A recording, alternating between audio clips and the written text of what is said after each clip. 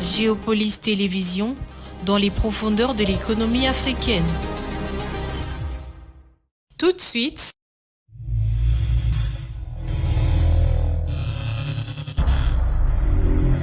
le journal.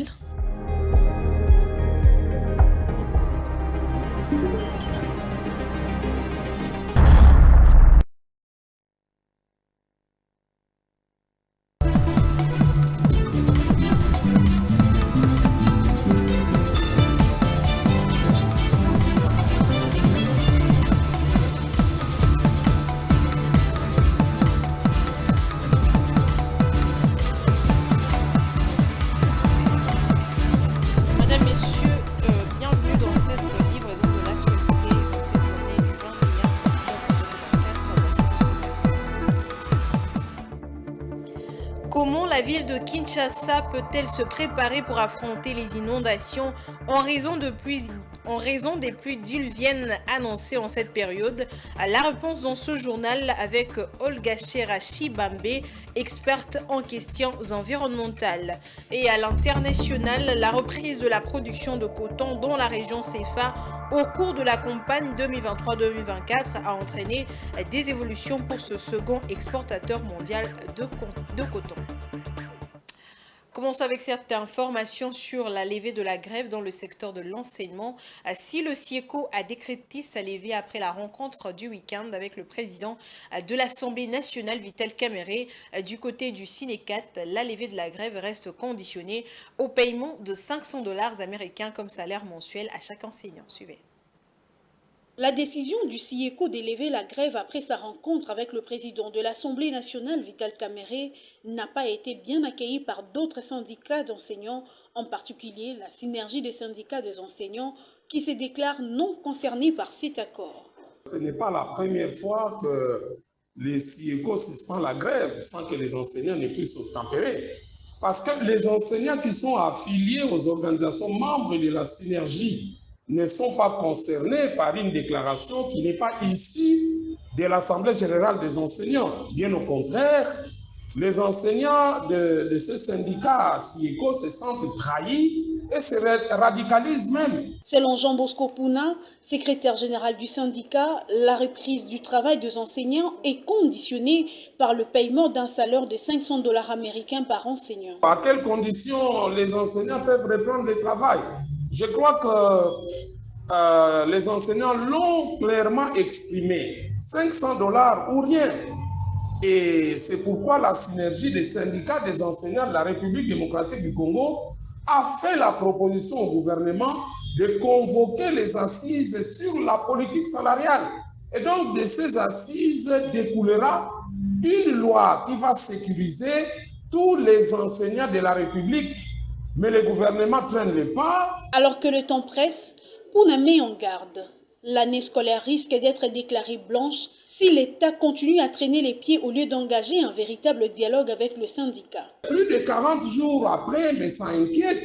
La première période au niveau du secondaire est presque à la fin. La première période également au niveau primaire est à la fin. Nous ne savons pas techniquement comment on va devoir récupérer si le gouvernement continue à traîner les pieds. La synergie des syndicats des enseignants de la République démocratique du Congo est soucieuse pour que l'année commence, mais elle invite le gouvernement à prendre son courage pour que ces assises soient convoquées et que finalement nous ayons une loi où le gouvernement prend l'engagement avec le Parlement à pouvoir redonner de l'ascenseur à l'enseignant. Dans ces contextes, une question se pose. Le gouvernement entendra-t-il les véritables revendications des enseignants avant qu'il ne soit trop tard?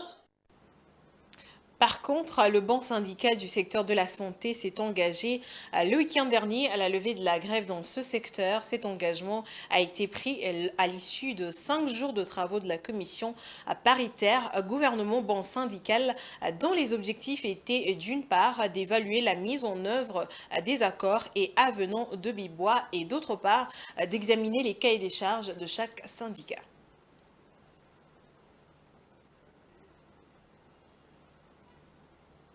Bientôt la levée de la grève des médecins. C'est l'un des engagements pris par les bancs syndicaux à l'issue des 5 jours de travaux de la commission paritaire gouvernement banc syndical à Bibois.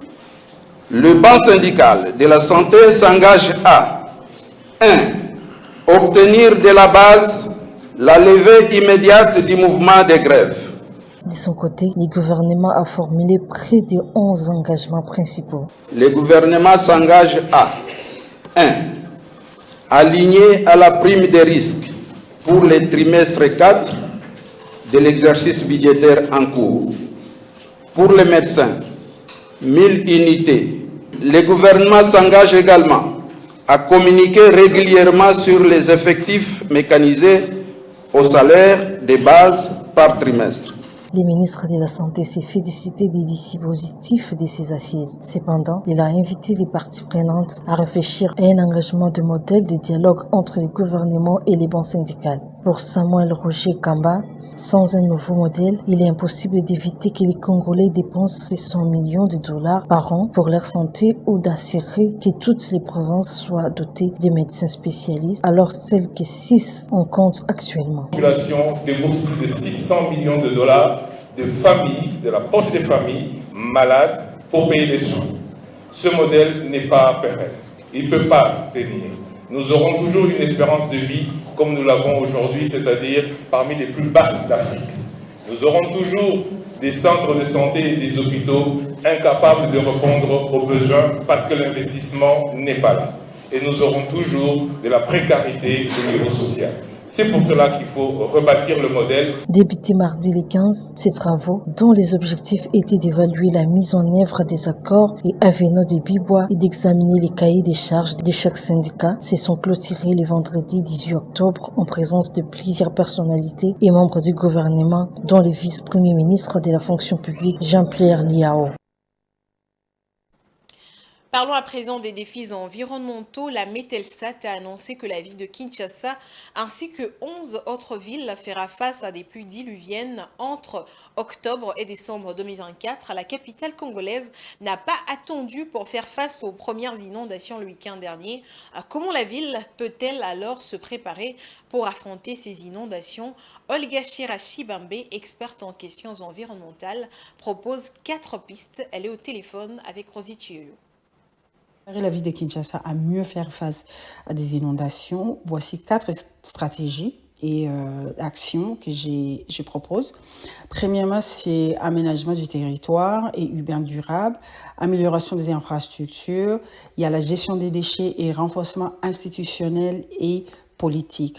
Aménagement du territoire, c'est donc encourager des pratiques de développement urbain durable qui tiennent compte des zones inondables. Cela peut inclure toute la construction dans les zones vulnérables et la création d'occupations des sols en tenant compte des risques d'inondation.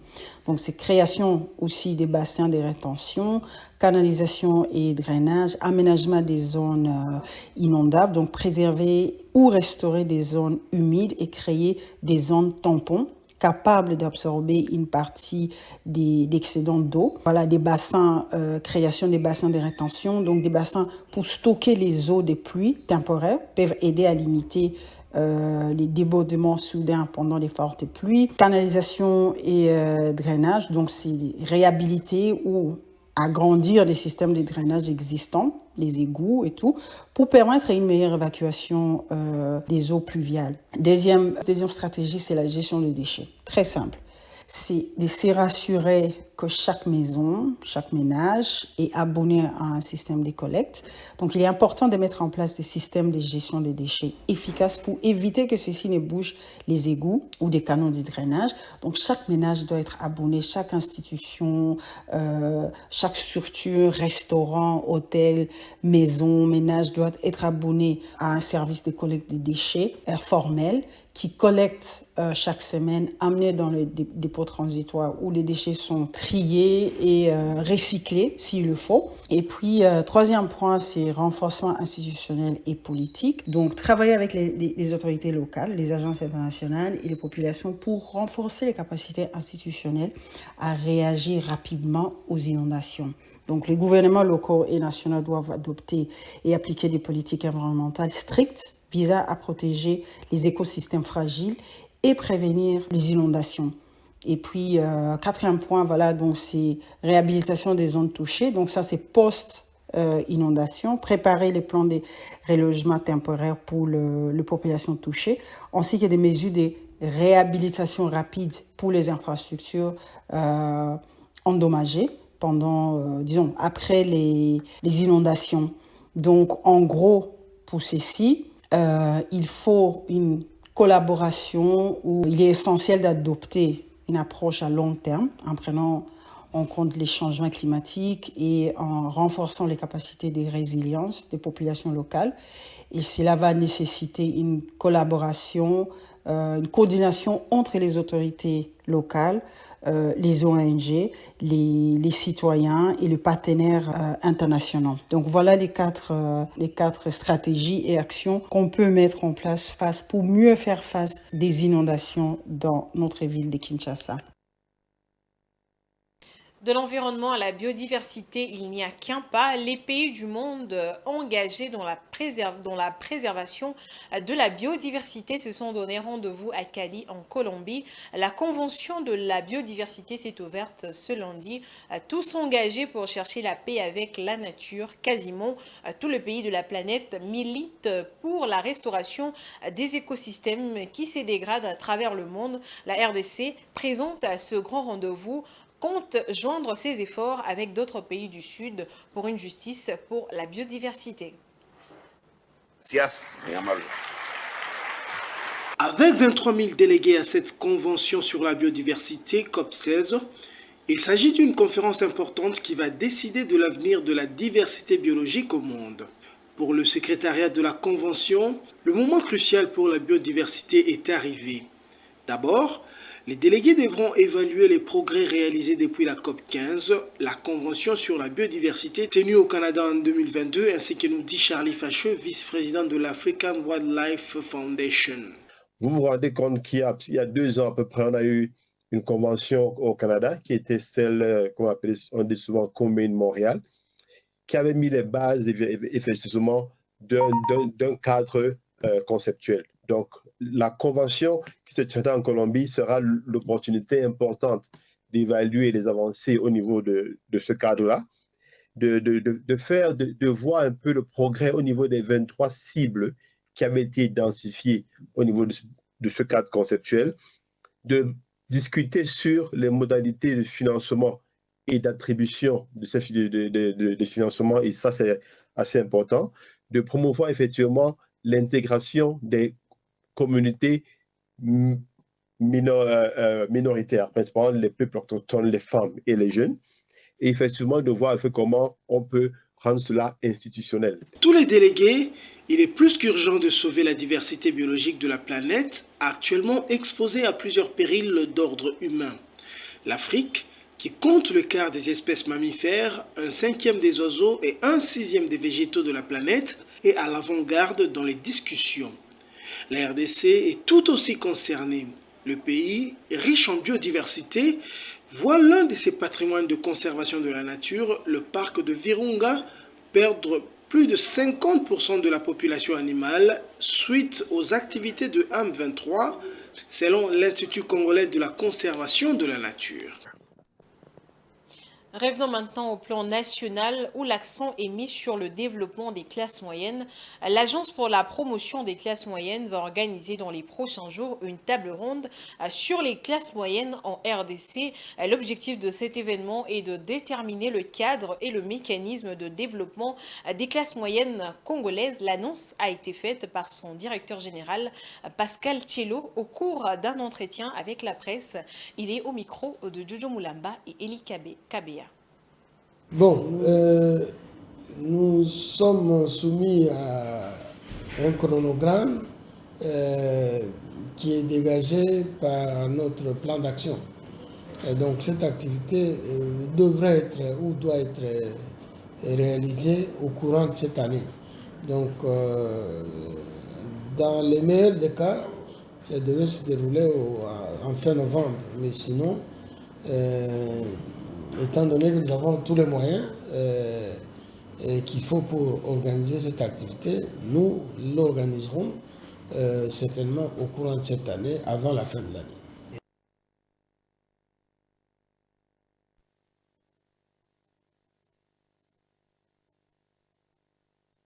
Le championnat national de football de la République démocratique du Congo a vibré au rythme des grandes rencontres dans plusieurs stades du pays. Si le FC Saint-Éloi Lupopo a battu Mazembe après 5 ans dans le derby louchois et que V-Club a enregistré sa première victoire en championnat, le Daring Club Motema Pembe continue de stagner. Blaise Kouzola nous fait le point. Le championnat national de football de la République démocratique du Congo s'est poursuivi ce week-end avec plusieurs rencontres sur l'ensemble du territoire national, avec notamment le succès de Lupopo devant Mazembe dans le derby luchois et celui de V-Club devant New Jack. À Lubumbashi, dont la capitale qui préfère, était en ébullition le dimanche 20 octobre avec le traditionnel derby de la ville. Après 5 ans, ce match s'est soldé par un court succès de Cheminot, 1-0 devant le Corbeau dans une rencontre amplement disputée comme d'aucuns s'y attendaient naturellement.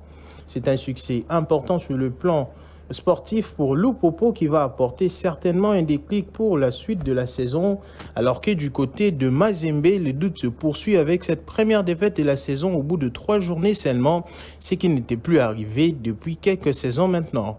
Le Corbeau louchois ne compte que 2 points au classement. À Kinshasa, par contre, V-Club respire un bon coup après les premiers succès de la saison, 1-0 obtenu devant la formation de New Jack. Après les 2 partages concédés lors de 2 premières journées, une réaction était attendue de la part des Dauphins Noirs de la capitale qui ont réussi à faire l'essentiel, bien qu'il y ait encore de choses à corriger. Toujours à Kinshasa, le Daring Club Motema Pembe est toujours en grosse difficulté. Les Immaculés ont concédé un 3e match nul de suite, 1 but partout devant la Sérangère, et cela commence à susciter des critiques acerbes de la part surtout des supporters du club qui ne sont pas très contents naturellement connaissant leurs exigences. Il faut absolument se répondre au risque d'installer la crise tout en sachant que l'équipe n'est pas passée loin de la relégation de la saison dernière et qu'une situation pareille doit être évitée. Rendez-vous dans le prochaine rencontre. Le sport ne s'arrête pas là car d'autres compétitions sont en cours. Le championnat d'Afrique de boxe a débuté à Kinshasa depuis le 19 octobre dernier au gymnase du Stade de Martyrs. Depuis le début de ce championnat, les pugilistes congolais se comportent bien. Toujours avec Blaise Kouzola. 4 autres boxeurs de la République démocratique du Congo, dont une femme, se sont qualifiés au prochain tour de la 21e édition du championnat d'Afrique de boxe dimanche 20 octobre 2024 lors de la 2e journée de cette compétition qui se déroule au gymnase du Stade de Martyrs de Kinshasa. La Congolaise Gisèle Niembo s'est imposée dès le premier round face à la Mozambicaine Manuela Camila par KO technique chez le moins de 52 kg, soit une première victoire pour la RDC au tableau féminin. Le Congolais Kolongo Bakora a battu les Namibiens Johannes Trofimus au point chez le moins de 54 kg. Qualification également du boxeur congolais Ilunga Moussoissoa qui a battu Christopher Misenge de la République du Congo sur une décision unanime de 4 juges contre 1 dans la catégorie Walter, soit chez le moins de 67 kg, messieurs. Le capitaine de Léopard Box, Pita Kabeji, s'est qualifié devant le Marocain Ba Mohamed Tafsir chez les moins de 80 kg. Seul Moujinga Fatou Fraisier a perdu face au Marocain Fadel Zouer chez les poids légers. Lors du démarrage de ces championnats d'Afrique de boxe samedi 19 octobre dernier, 3 pugilistes congolais étaient montés sur les rings pour s'imposer chacun au point sur leurs adversaires. Il s'agit de Toulembe Kouazola chez le moins de 48 kg, Boniface Zengala chez le moins de 63 kg et Rigen Anisha chez le moins de 92 kg. Mesdames, Messieurs, prenons à présent la page internationale.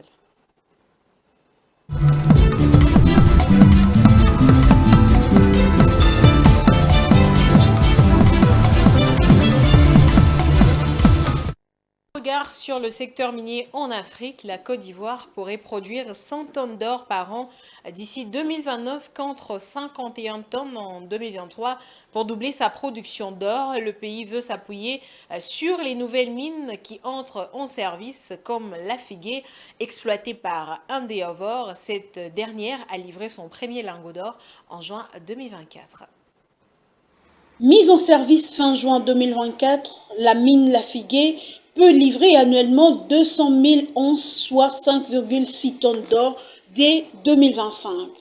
C'est du moins l'objectif annoncé samedi 19 octobre par son propriétaire Endeavour Mining à l'occasion de la cérémonie d'inauguration de cette nouvelle mine d'or située dans le centre-nord de la Côte d'Ivoire. Lafigué est la troisième mine industrielle d'or à entrer en production depuis 2023 après le mine Séguéla et Abuja. Ces actifs soutiennent la hausse de la production nationale d'or qui est passée de 48 tonnes en 2022 et 51 tonnes en 2023. Elle devrait atteindre 55 tonnes cette année grâce à une contribution de 90 000 et 100 000 onces de Lafigué. Pour la contribution directe à l'économie, Endeavour prévoit des revenus publics de 380 milliards de francs CFA, soit 630 millions de dollars, ainsi que la création de 1500 emplois selon différentes sources médiatiques. Le gouvernement ivoirien détient une participation de 10% de la mine et a notamment le droit à une redevance minière pouvant aller jusqu'à 6% des revenus tirés des ventes d'or. Avec la mise en service de Lafigué et l'exploitation plus ancienne de la mine d'or, Ity Endeavour Mining possède aujourd'hui 2 mines d'or en Côte d'Ivoire. La compagnie prépare déjà le développement de sa troisième mine dans le pays, celle de Tanda Iguela. Il s'agit d'un gisement découvert en 2022 et hébergeant 4,7 millions d'onces d'or, soit 133 tonnes. Selon le ministre ivoirien de Mines, Mamadou Sagafoua Koulibaly, la Côte d'Ivoire pourrait produire au moins 100 tonnes d'or par an d'ici les 5 prochaines années.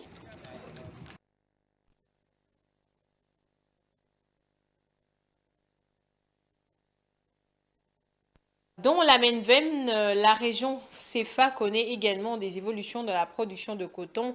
En Afrique, la zone CEFA est le second exportateur mondial de coton. La région qui avait été touchée par les attaques de Jacide, qui ont fortement réduit les récoltes en 2022-2023, a connu une reprise de sa production au cours de la campagne 2023-2024. Francine Moukeba.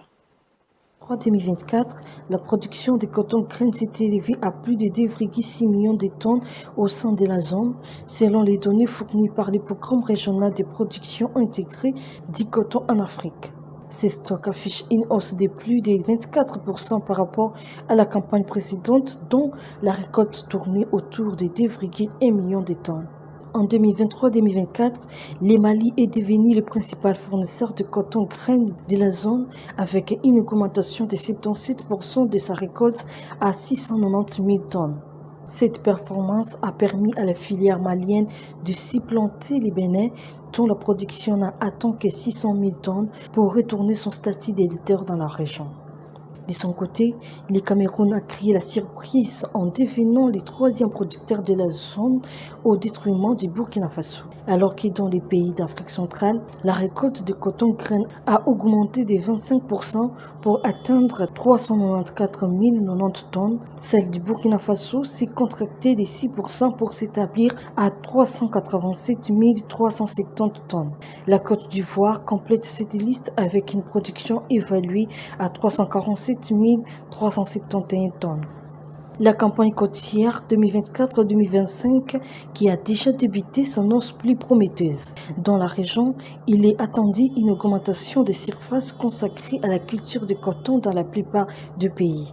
Les prix d'achat du kilogramme de coton grain des premiers choix sont attractifs et des vicissitudes de l'engouement de la plupart des agriculteurs. Alors que dans certains pays, comme le Burkina Faso, le Bénin et le Cameroun, les prix ont été maintenus à 325 300 et 290 francs CFA respectivement.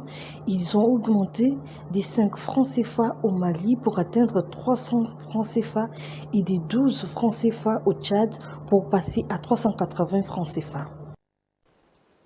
Faisons à présent un petit détour par les kiosques à journaux avant de nous séparer pour lire et compléter l'actualité avec Domoumat.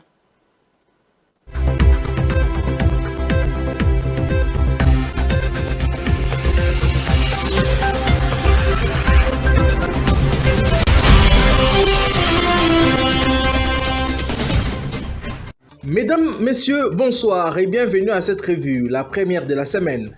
Commençons avec Info 27, qui évoque l'appel à l'action du chef de l'État lors du Conseil des ministres du 18 octobre contre la criminalité urbaine. Félix Tshisekedi a mis en avant les phénomènes d'Ikuluna, ces jeunes violents qui sèment la terreur à Kinshasa et dans d'autres grandes villes. Soulignant l'urgence d'une mobilisation générale, il prône une réponse judiciaire renforcée, notamment par des audiences foraines, ainsi qu'une stratégie préventive axée sur l'encadrement des jeunes désœuvreux via des formations professionnelles et des initiatives de réinsertion sociale. Le contrôle rigoureux des armes au sein des forces de sécurité a aussi été mis en avant pour éviter tout détournement au profit de la criminalité. Le journal aborde de son côté les dernières évolutions du processus de Luanda qui semble stagner. La réplique sur Twitter du ministre rwandais des Affaires étrangères aux propos de la première ministre congolaise Judith Suminwa témoigne de tensions persistantes. Suminwa a affirmé que le Rwanda était prêt à retirer 4000 de ses troupes stationnées à l'est de la RDC. Mais le ministre rwandais a rapidement démenti ces affirmations, les qualifiant d'inexactes. Géopolice Hebdo évoque en ce qui les concerne la visite imminente du président américain en Angola prévue pour la première semaine de décembre. Le président angolais João Lourenço a indiqué que cette visite ouvrirait de nouvelles opportunités commerciales et favoriserait le partenariat. Le projet du corridor de Lobito qui a suscité un intérêt croissant de la part des États-Unis sera également au centre des discussions. Une rencontre entre Lourenço, Tshisekedi et Kagame pourrait avoir lieu à l'occasion. Sur un autre registre, Forum des As s'intéresse à la révision de la Constitution. Théophile Mbemba Fundu, dans une déclaration de son parti, l'AAP, s'oppose fermement à toute modification. Le parti en vol, de même par la voix de son secrétaire général, Rodrigue Ramazani, a également exprimé son opposition. Martin Fayoulou, président de l'ECD, a réaffirmé son appel à la cohésion nationale et son refus de toute révision lors d'un échange avec d'anciens étudiants du Lubumbashi, le cas à part. En revanche, la Prospérité rapporte que l'Union des démocrates socialistes UDS, longtemps silencieuse sur la question, s'est dit favorable au changement de la Constitution. Son président, Crispin Kabasele, estime qu'il est temps d'adopter une Constitution qui reflète les réalités congolaises et qui soit conforme à la sociologie du peuple. Enfin, la référence plus nous plonge dans l'histoire, plus précisément dans les derniers instants de Mobutu. Robert Bourgui, dans son ouvrage sous forme d'interview, note que Jacques Foccart avait suggéré à Chirac, alors président de la France, l'envoi d'1 millier d'hommes du service action de la DGC pour maintenir l'armée régulière zaïroise face à Laurent Désiré Kabila, soutenu par les anglophones rwandais et ougandais. Chirac, ne tranchant pas, avait fait intervenir son premier ministre Alain Juppé, qui, selon Bourgui, ne portait pas Mobutu dans son cœur. Par contre, Géopolice vous porte à cœur et vous proposera déjà dès demain une nouvelle revue. Au revoir et à demain. Ce journal est terminé, mesdames, messieurs. Je vous rappelle les différents titres. Comment la ville de Kinshasa peut-elle se préparer pour affronter les inondations en raison des pluies diluviennes annoncées en cette période? Vous avez suivi la réponse dans ce journal avec Olga Chibambe, experte en questions environnementales. Et à l'international, la reprise de la production du coton dans la région CFA au cours de la campagne 2023-2024 a entraîné des évolutions pour ce second exportateur mondial de coton. C'était C'est ainsi que nous mettons un terme à ce journal. Madame, Messieurs, merci à vous de nous avoir suivis et bonne suite de programme sur votre chaîne Géopolis Télévision. Au revoir.